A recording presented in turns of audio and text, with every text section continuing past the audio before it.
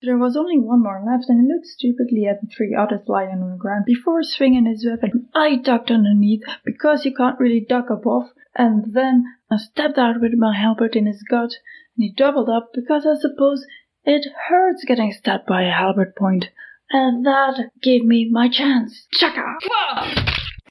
This is Nadec, my adventure, written down in a better way than I can tell it.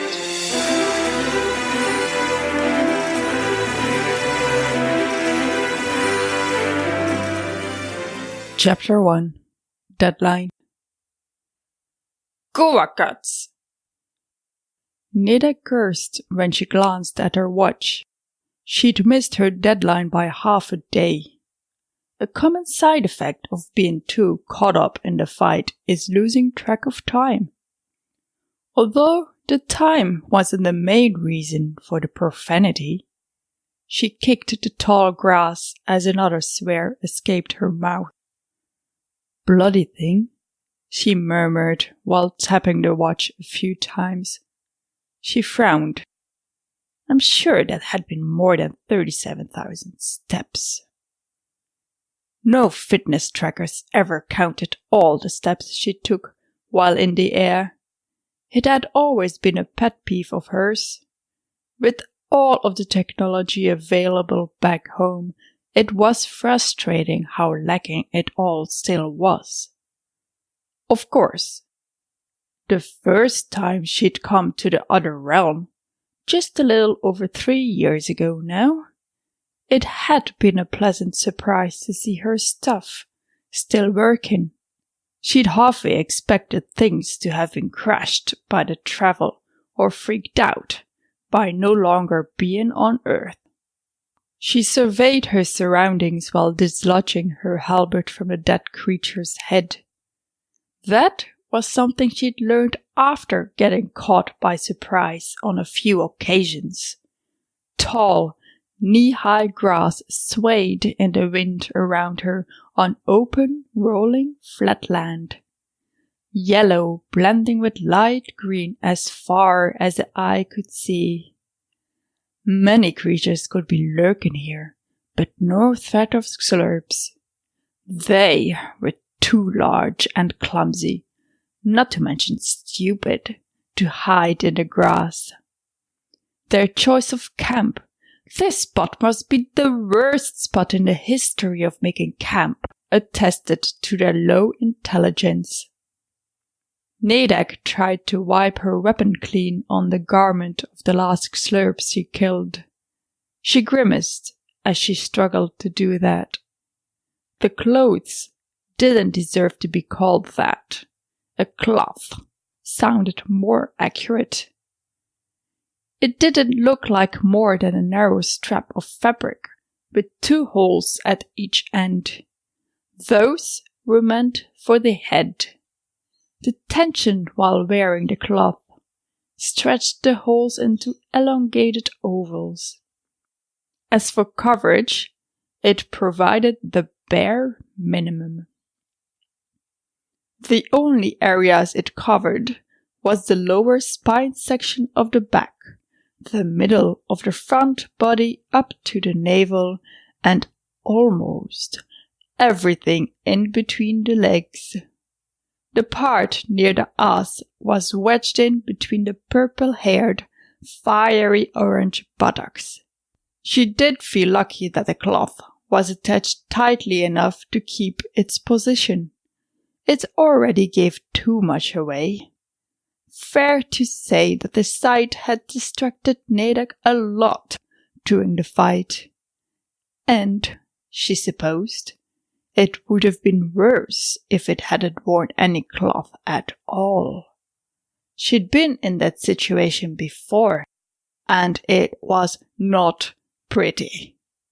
Almost lost her head once. Dry retching while fighting was not recommended. Wiping the pink blood of her weapon proved impossible by the tightness of the garment. She had no choice but to cut the cloth off near the neck with her side knife. When she was done with that little bit of battle aftercare, she couldn't help but take a peek at what the cloth was meant to cover. This time, the loud curse was directed at herself.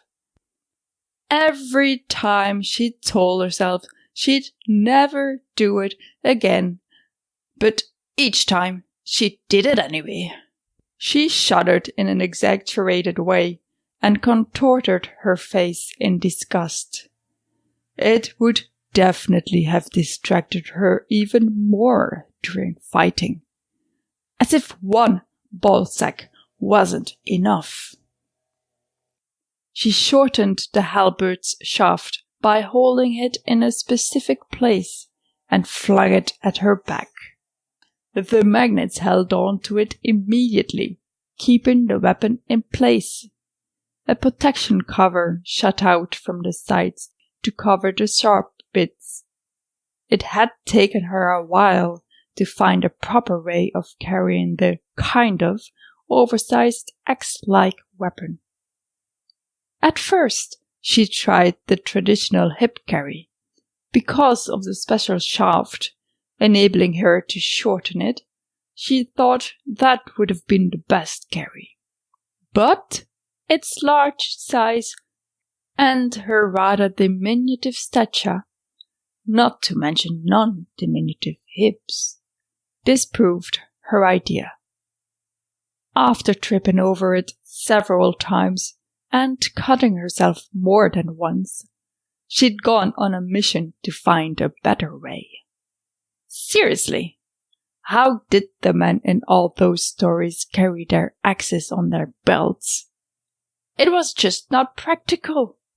She had tried finding a solution on Earth first, but that hadn't worked out. Many recommendations had sent her to a tiny village in the other realm. The whole village had been, and still is, she assumed, dedicated to weaponry and the art of carrying them. They'd designed a harness, she'd come up with the magnetic aspect. Their ideas combined, and only 3 weeks later, she'd been able to walk away there without tripping and hurting herself. Having it on her back was perfect. The weight was placed in the most central and supported spot. The handle stuck out over her right shoulder, in perfect reach to grab with her right hand. She had tried to have it at the left shoulder, but that was too awkward. She shrugged, letting the weight of it settle, and took one last look at the 4 dead orange creatures around her. Poor buggers hadn't stand a chance against her. A chuckle escaped from deep in her throat, banishing that other feeling. No one stands a chance against me. Ever since her employment in the other realm, not once had she been defeated or knocked out. She stood there for a while, gloating over her accomplishment, before suddenly remembering her deadline. Oh, and this job's main goal as well. She hurried to the xlurps' campfire and untied the man lying there. He'd been tied to a thick branch, ready to rotate on top of the fire. Although she didn't take the time to properly look at him, her mind set on leaving. A small corner of her brain did register the naked fellow as not unattractive. There you go, buddy. She untied him without a second glance, because really, who has time for men when you're constantly being called upon to save them? Nadec felt a constriction at the chest now that the deadline was back in her mind. Her fans would probably be whining again about the lateness of her blog post. It was past time to skip back home. Kitty would be waiting for her too. She bent her knees slightly, slapping them against each other in quick succession. Her hands were placed on top, appearing to follow her knees. Except that her arms alternated between getting crossed and opening up, giving the illusion that her legs were doing funny things. The expected build-up of energy came quickly, and she concentrated on where she needed to go. Home. With the next crossing of her arms, she found herself back in her apartment. Kitty immediately came up to her, meowing and jumping up in her arms, purring as loudly as a cat-sized bumblebee. The headbutts he gave against her head were like little bursts of joy, spreading happiness around. What just happened? She jumped at the unexpected male voice, her furry body ducking his claws at the sudden movement. That definitely shattered the bliss and shrank it down to a pitiful state. With a grunt and a scowl, Nadec looked down. There was the man she just freed, only now letting go of her ankle. You have been listening to Nadec, Chapter 1, Deadline. Narrated by myself, Nadec. Adventured and lived through by Nadec. Written in a better way than I can tell it by Astrid, Jeff. Don't go just yet. We've got bloopers coming up. Before we get to those, we just want to say that if you head over to astridjeff.com, you can find transcripts and full chapters of this podcast. Even more, you can find the unedited draft of Nadec at least up to 15 chapters further than a podcast goes. So, if you're keen to know how the story continues, you have the option to go and read. Find us on Twitter at AstridJeff and at Nadec and Kitty. If you like this show and would like to support it, a good way to do that is share it around to everyone you know. An even better way is to rate and review it on iTunes or whichever podcatcher you use. Don't forget to follow the show or subscribe for free. That was something she'd learned after getting... Hold on. Camp. She grimaced as she took the tension while wearing the clothes. Plus, look her. Drink. Nice. She did feel lucky that the cloth She did feel lucky that the cloth was... What the fuck? Okay, she did feel lucky that the cloth was attached.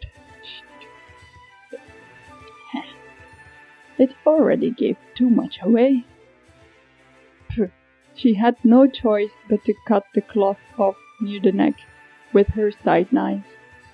Wow. She had no choice but to cut the cloth off near the neck. What? Again.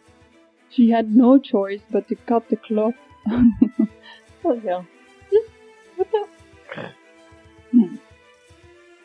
This time. What the fuck? Don't yell. Anyway. She shuddered in an exaggerated way. Shit. She shuddered in an exaggerated way and contorted her face in disgust. What? Can I totally not do that anymore? The magnets hang over here. I actually googled it, but again. She tried finding a solution on Earth first, but that hadn't worked out. I'll just do the whole sentence again. The other village had been... No, what? Break over. Hello? Okay, I said start again. Break over. Shit. Where was I? Okay. Nadec felt a constriction at her chest now. Nadec felt a constriction at a quick succession.